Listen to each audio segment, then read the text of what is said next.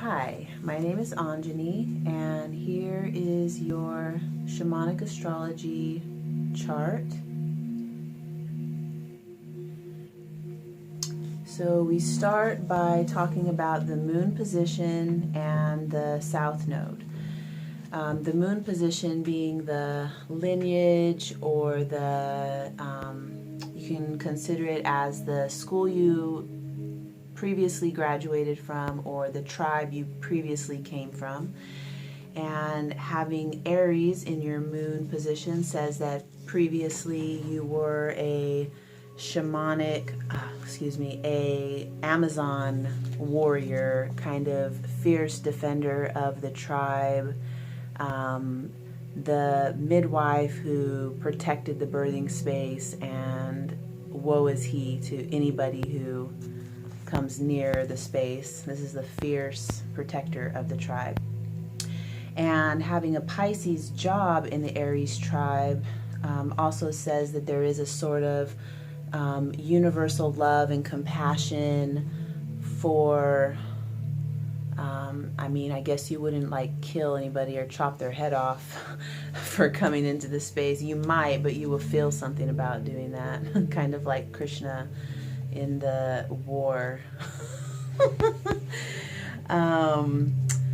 So then that's the mystery school that you've already come in with. So don't have to do anything to, nothing to learn, nothing to do. It's like you're already got that going. Then what's rising, or what you're coming into, is Leo with the Aquarius job. So what does that mean?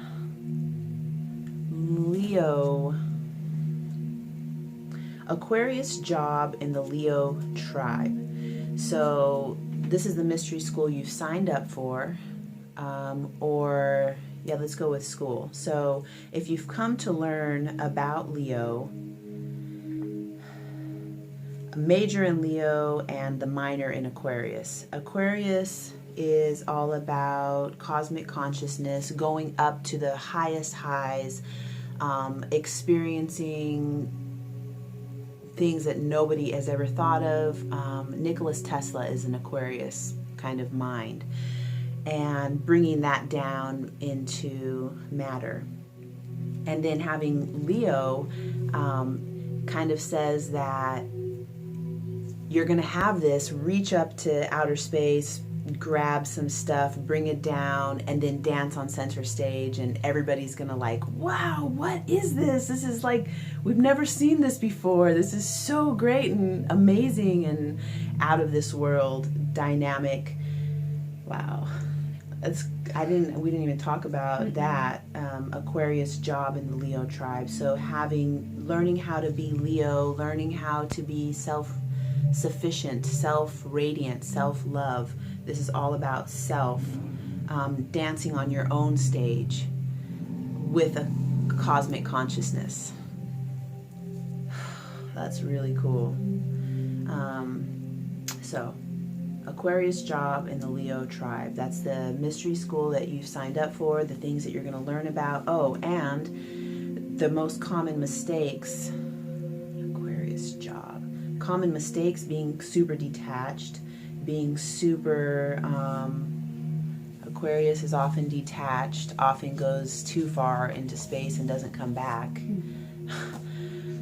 So not being grounded is a big kind of problem for Aquarius. And then Leo has some, this is like shadow aspects, things that often happen in our school that we signed up for. Some of Leo's common mistakes are being pushy, being bossy, being a ball hog, like, me, like too much. This is the really good thing that somebody told me this, but they had a Leo rising. Well, you don't understand. We just don't talk to everybody. So the gift to you is me being here. So that's a common it's a common mistake for Leo rising. It's like they really do think that by them being there, that's your gift. So what we want to do is find a way to empower others also, and be on the center stage and allow others to also be center stage. Be self-radiant and self-sufficient, and also teach others or allow others to shine, or like, you know, just by your presence being there, allowing them to also be radiant and shiny is kind of the goal of that. The feminine aspect is Cancer. And so Venus is in Cancer, rising is in Leo. So this is, if you put the two together, that's where you get the feminine aspect of what your Venus says, what way you came to experience your own feminine essence. So what form of the goddess did you want to embody? And this is the Venus in Cancer. I see a picture of like full, bountiful. I see like a curvy, the mother. It's like the goddess, that image of the goddess that's curvy and full of life. And really, this is the big hips, big butt, like the full, the mother, the image we get of a goddess mother. Cancer and Leo. So this is also that big, full, mothery energy that also is self-sufficient, self-reliant,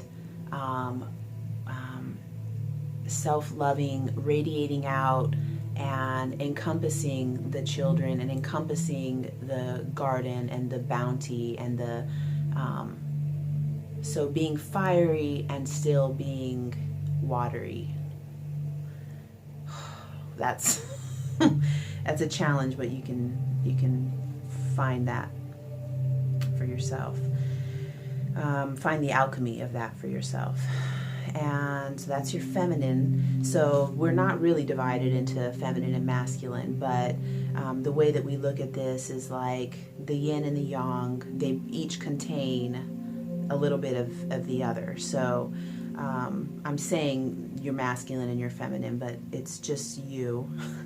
And the masculine is Mars in Taurus, and then descent in Aquarius. So this is, let me just say this. This is the way that we project out into the outer other, the fathers, husbands, lovers, boyfriends, the men in our life.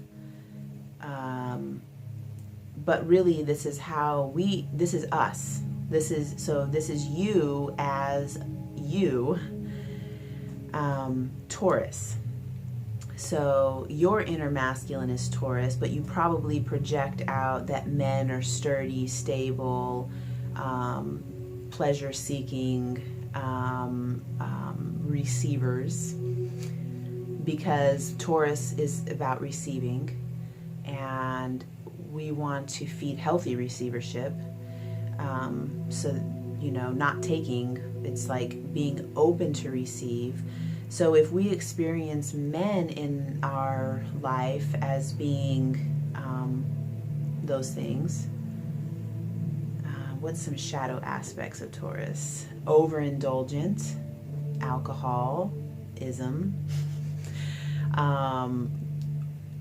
substance abuse, taking too much, taking more than they need. All of those things are kind of shadow aspects of Taurus. So if we have this as the way that we look at other men in our life, we might see them for some of those shadow aspects. The key is to realize those are us. So that's, you know, how can I see this as part of myself and start to feed my own inner other,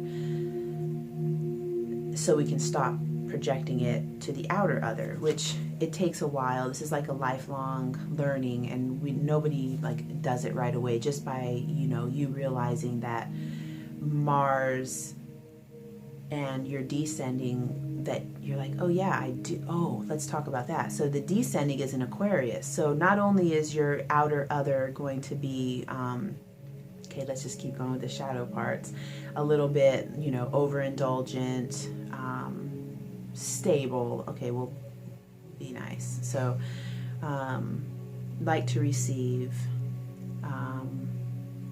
maybe descending in Aquarius, they might also be detached. They might also be out in their own world, not able to fully connect to their body, not able to fully connect to your body. So detachment. That's annoying. And some of the good things about that, sacred geometry. They know things, they think outside the box. So, somebody who's able to hear you say something and then come back with like some crazy, you're like, what? I never thought about that before. That's really interesting. So you might end up attracting a lot of those kind of guys. So the whole key is to start to look within yourself at Taurus being yours and the Aquarius being yours. So how I like to get a good image of that. I like to kind of give a title for my feminine and a title for my masculine. So connect to that for yourself, where Cancer and Leo, nurturing and fire, get a kind of a picture, if it's a mental image of a goddess, like the curvy goddess who's center stage and fantastic and woo, look at me, like get her, and then get the guy or your own inner masculine, Taurus and Aquarius. So he's kind of the earthy, enjoying earthly delights. We'll call him like that. He's not bad. He's enjoying being in a physical body. He's fully embracing being in a physical body, and learning how to, if 2 glasses of wine give you a headache, he's only going to have 1 glass. Learning how to have the most pleasure with no pain. It's not like the most pleasure with least pain. It's having the most amount of pleasure with no pain, and also being cosmic and being into the divine and being able to connect to cosmic consciousness. Sacred geometry is one of my favorite ways. Looking at this chart totally turns me on. So the geometry and the lines and the circles and the that's one way to connect to Aquarius. So finding, get an image for that guy and find a way to connect to him on the inside. So doing activities that feed your own Taurus and your own Aquarius. And once we're able to fully accept and embody our own inner masculine, we allow all these other guys to show up as they are, and we no longer see them as what we were seeing them as, because we realize that's us and we're projecting that onto them. So now Mr. So-and-so, we can actually see like, oh, wow, you actually aren't what I was saying that you were. You have all these other things, because now I'm taking all of my projections and placing them where they go, and, accepting. So this is just going to be really helpful for you. It connects right here to Pluto, the underworld, and to Scorpio. So seeing how this is the Tantrika. Honestly, let's just call it like this. This is about Tantra. This is harnessing life force energy, and feeling the fullness of being in a physical body. So it might be really beneficial to you to start to harness your own life force energy. Maybe study a little about Tantra, take a class, do belly dancing, something that really gets you feeling in your body life force energy, and explore with that and find out what that leads you to. And you might just find out that you have a ton more power than what you were giving to the guys. So, wow, that's going to be fun. Then On the midheaven is where you make your contribution to society. People call it a job or a career. It doesn't have to be, because you could be like a secretary for your whole life and still be able to make a contribution in the world that has nothing to do with your secretarial work. So however that plays out, midheaven, contribution to the world in some kind of way. It's Taurus, so in some kind of way,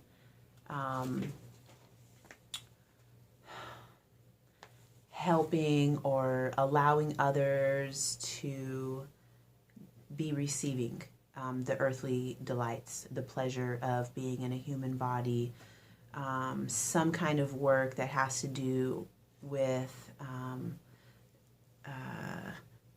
the earthly realm and receiving pleasure. Receiving pleasure, that's a good way to put it. Then the IC, the Home and Roots Project, that's down here at the bottom. How you feel at home when you go home at the end of the day or go into your own heart. I just see someone covered in blankets, and like when you're really in your own space. That's in Scorpio. So Home and Roots Project has to do with maybe you design your home in a certain way or your bedroom in a certain way that helps you to establish feeling intensity and feeling the depths of yourself. Again, belly dancing, shamanism, like all these things that provide you a set of tools for understanding the underworld and understanding what's below the surface. There's a lot of tools for that. Then relationship axis. We didn't talk about that yet, so let's do that. Relationship axis is what's in the first house and what's in the seventh house. So first house rising Leo, seventh house descending Aquarius. Relationship axis answers the question, why would I ever want to be in a relationship? What's the point? What the point is for you is radical, like the most radical of all of the other relationship axis. So our whole planet is moving from Aries Libra. Aries Libra was the cleavers. Aries Libra relationship axis was our model for what relationships are supposed to be, which never worked anyway because everybody has a different purpose for being in a relationship.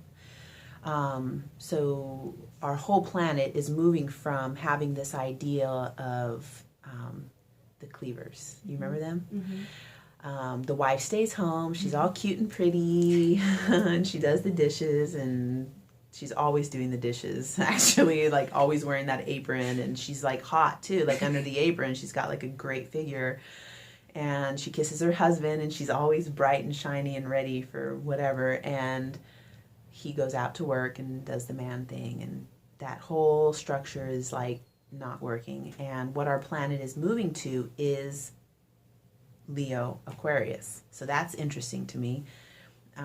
It's the most radical, it's the most challenging, it is the most opposite of the cleavers. So what just dawned on me was Jada Pinkett and Will Smith. They have this is their kind of dynamic where it's like looking at each other and like, I don't need you. I don't need you either. Well, wouldn't that be awesome if we just don't need each other and like do this anyway? So he does his thing, she does her thing, and they freaking are like, they love each other and they can't wait to hang out with each other. But from what I understand, it's like sometimes he might hang out with somebody else and sometimes she might hang out with somebody else, meaning that they, he might sleep with another woman and she might sleep with another guy. That is the most, like, this is radical. This is really the path of radical relating to the other in a different way. So doesn't mean you have to be into that.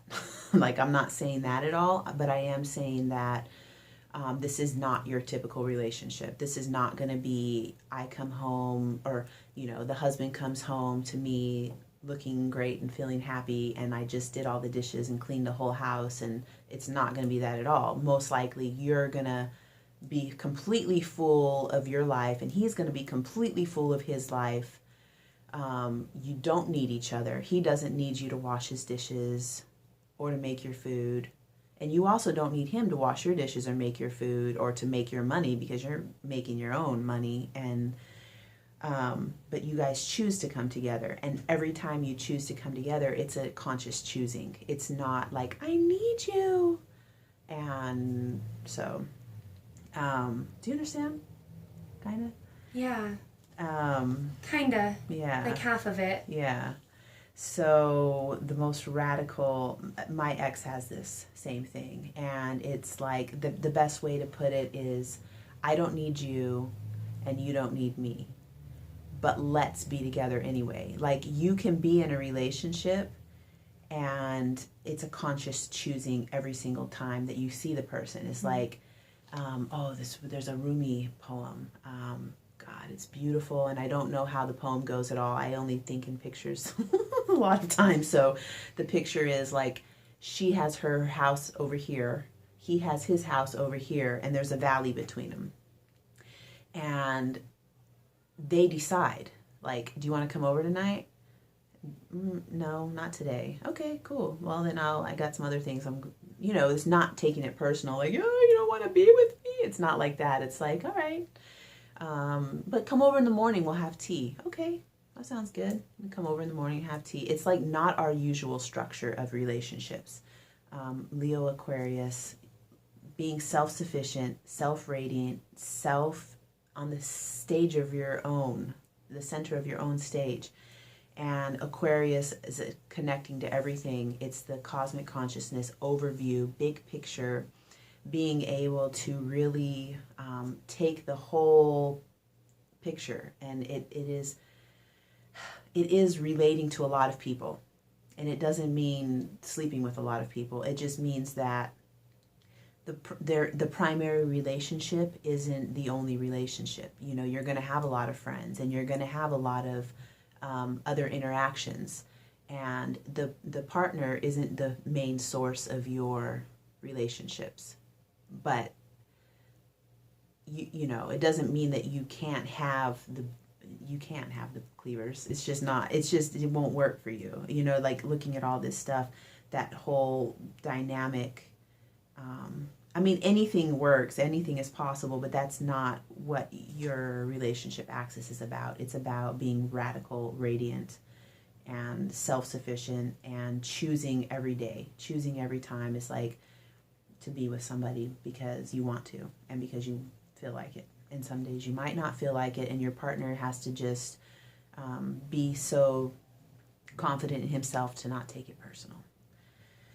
And that's 20 minutes, and that's the 4 corners of the chart. So covered all that stuff, and there's a lot of other things in here.